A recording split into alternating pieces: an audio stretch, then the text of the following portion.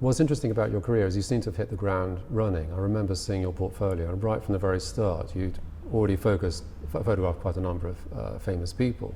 How did your career first start out? What were your origins? Well, it seems like it hit the ground running, but that, of course, is never really the case. I had begun as, I'd say that my university graduation degree was sociology, but more social work. So at that point I was living in South Africa, very obsessed and disturbed by the apartheid system. And at the point where I decided I wanted to become a photographer, particularly my mother didn't want to support me and said, you should go and do what you're qualified to do. So I went back into the field as a social worker, and where I was working was a place called the National Institute for the Crime and Rehabilitation of Offenders. So what I was doing was I was going into townships, and there I was meeting kind of offenders, ex-offenders, gang members, people who'd been thrown out of their homes, affected by group areas, which was a thing of white people having to live here and black people having to live there. And those were really my first subjects. So it was a mix, and has remained so, of both documentary and portrait work. And the portrait work was more, it came sort of almost by accident.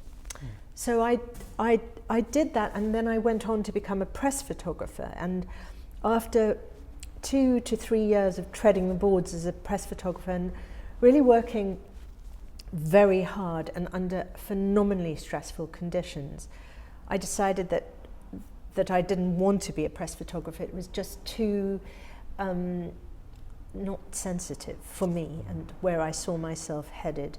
And I thought I needed to study.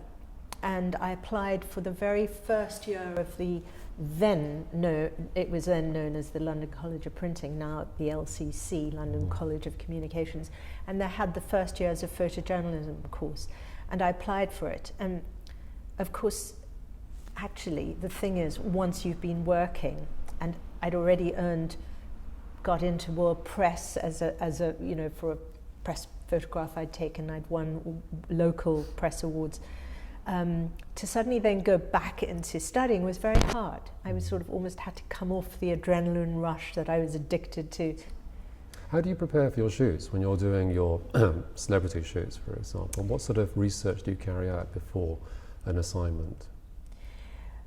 I try and read quite a bit. I do a number of things. If it depends on the circumstances, and it always is so dependent on the circumstance. If I can do a recce, I will do that. If I can talk, and very often nowadays I request that I can talk to the person, because I've found more often than not, if you have some kind of a relationship with the person, if you can manage that before the shoot, and you can just pick up something that interests them, something could be, something that inspires them, to either bring to the shoot or to, it might be a prop, it might be something that sparks their imagination. And then it becomes a kind of mutually, cooperative. And I think there's so much a two-way process. I really do, and I do believe that I've become much more interested in team projects. I like the idea of working with people, and I like the fact that I've never been formulaic, so I work very much with that person and trying to feed into what it is that interests them, as well as then working with whether it's production assistant or assistants, and that way it kind of pulls together. Whenever you're photographing somebody famous, such as an actor or a politician, are there any constraints that you have to deal with on those kinds of shoots? Often.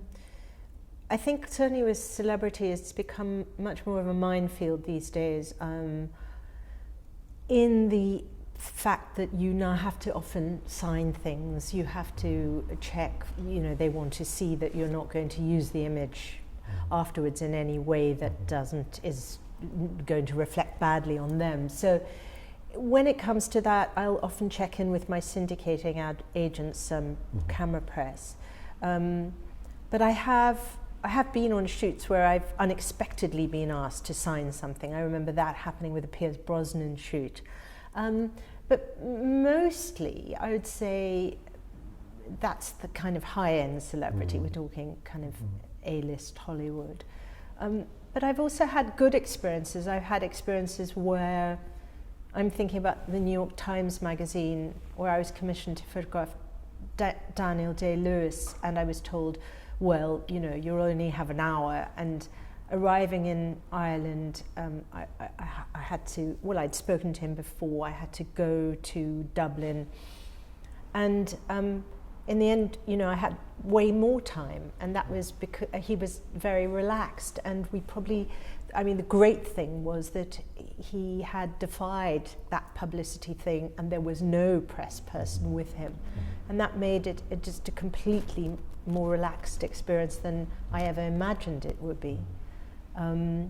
I've had other experiences which, for example, I'm thinking of Woody Allen, and I'd gone to Venice to the Greety Hotel to photograph Woody Allen, and yes, there was a press person there. And Woody Allen came in, and he was quite chilled, and I think he would have gone on for much longer. But it was the press person who cut the time, and I've had that happen a number of times. Is that because you have other photographers, you know, there, or is it they just feel that that's their job to do, to curtail you? I think it's very much the job. There wasn't anybody else there. I can understand when somebody's been protective. Recently, I photographed Leonard Cohen, and his PA or press person hadn't realized that I was coming. Not only had he not realized I was coming, he hadn't realized I was coming in two locations, i.e. in Paris and London. And when he met me again for the second shoot in London, he was overwrought with fury and sort of said, you'll only have, you know, half a dozen images to take, that's it. I didn't know you were coming then, I didn't know you were coming now, you know, that's it. But I think in that situation, you know, there are always two sides to every story, and I think that Leonard Cohen is nearly 80 years old, and in my head, he was doing his job quite well because he was being protective of a man who was about to give a huge performance. You made him look very cheerful as well, actually, in those photographs that I saw. You did see them. He was, and what was interesting, I think, about that photograph was he was with his songwriter, Sharon Robinson, and it was the strength. I mean, he grabbed her with such power, and it was that moment. It's not like that the photograph is that artistic or anything, it's just a brilliant moment, the way he kind of grabbed her. And there was this very funny thing where I said to him, I can't believe it, it's unbelievable, it's indescribable, you know, you go during your performance, you go up and down on his knees, up and down, agile. And he went, yeah, it's inhuman, which is great. Of all the people that you photographed, who would you say has impressed you the most? Was it somebody perhaps you didn't expect to, you know, who might have been more of a surprise, perhaps? I'd say the good thing is that there have been more wonderful experiences than there have been bad. The bad experiences stick out in my mind like a sore thumb, and I can mention them. The good things are too many to mention, but I recently had great fun doing a portrait for my Affinities project, and I made a little film with them as well, was the Withnail and I team, Bruce Robinson and Richard E. Grant, and it felt to me like we were reliving that wonderful film all over again, and there was something very affirming about it, and it was fun, and it was intelligent, and it was everything that I kind of feel the icons in your cultural world, you know, that's what they kind of were giving off. The bad experiences have been both in the aftermath amusing, and I'd say one was Barbara Cartland, but that might have been my fault, because while I was going on my way to photograph her, the Sunday Times magazine rang up and said, would you like, it's very much last minute, but could you go and photograph Frank Zappa's sons? And of course I couldn't, I said, and I was furious that I had to go to Barbara Cartland instead. So that was, and she had no, you know, I had rung her up before and she said, don't come without your booster, and you're probably too young to even know what a booster is. And I sort of arrived, and she was quite nuts. She was doing her own sort of facelift. She had this kind of elastic band which went from this side all the way around to sort of lift up her face. And then she was sitting at her desk and she needed to do her makeup, and she had a powder puff thing, and she went like this. And then she insisted after about 6 frames that I come downstairs and eat these pink party cakes and look at how Norman Parkinson took photographs, because I clearly didn't have a clue how to take them. So that was more amusing than bad. I remember having a particularly upsetting experience with Jeffrey Archer once, and that was just because maybe he wasn't can't be difficult, can it? Sympathetic, yeah.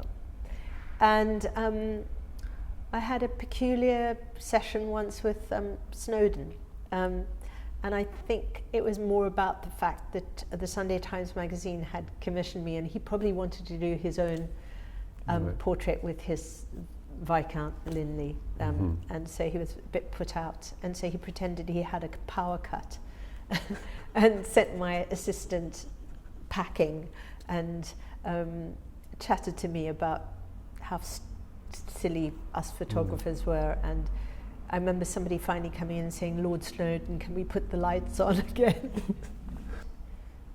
You kind of like sort of preempted one of the other questions I was wanting to ask, which was what was your most fun experience? Are there any others that you can remember from who you fun? Well, the most fun. Who was the most fun to photograph of all the people you worked with? I had an amazing session with Jeff Koons for the Affinities project. He asked, because it was about creative collaborators, and he had to choose somebody, and he said he'd like to be photographed with Louis XIV. So he'd gone out to Broadway and bought this bust, or made a bust of Louis XIV, and gone out and bought donuts and dressed himself up in a white wig, and he said it was all about art and decadence. And so I've been privileged, you know, to photograph extraordinary people. I'm thinking about now, because it's the closest work to me of late, you know, Allen Ginsberg and Quentin Crisp and Willem Dafoe, and amazing experiences with so many people. Blessed, you know, to have met them, and for them to have kind of given so generously. And all you hope is that you do them justice and create an image that's memorable somehow. Are there any particular bad experiences that you've had in your career photographing that you can think of?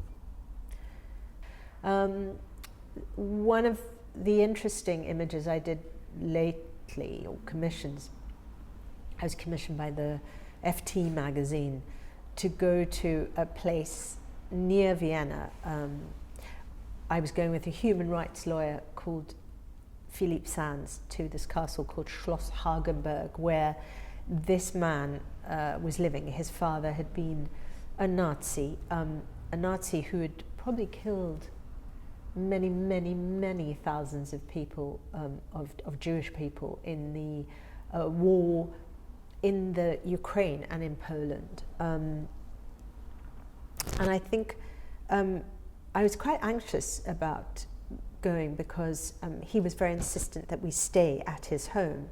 So we couldn't even check into a hotel nearby. And that left me feeling very peculiar. We arrived at the airport and he met us.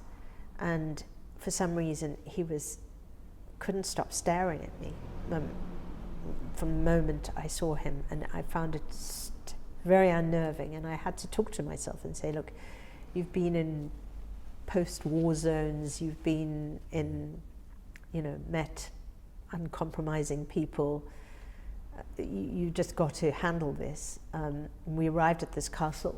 It was -4 degrees, no central heating, and I was asked to choose the room that I stayed in, and I chose this room.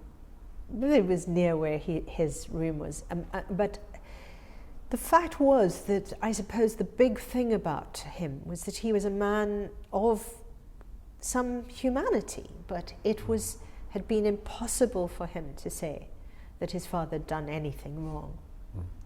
He could not. I mean, we had the evidence, we could produce the physical paperwork which said his father had had a choice of either opting in or opting out, and the father chose to opt in and become part of the modus operandi of the final solution. Did he engage in those discussions with you as well directly, or was it just purely? I was with Philippe all the time, so in those situations, I mean, it brought back all the work I'd done in the Truth Commission, in Kosovo and Bosnia, all El Salvador, all the kind of places I've been privileged enough to be, where there have been stories that have been, I wouldn't say stories of man's inhumanity towards man, and how you quantify that in your world, and particularly when you're faced with it so heads up and so close on, and how you deal with it.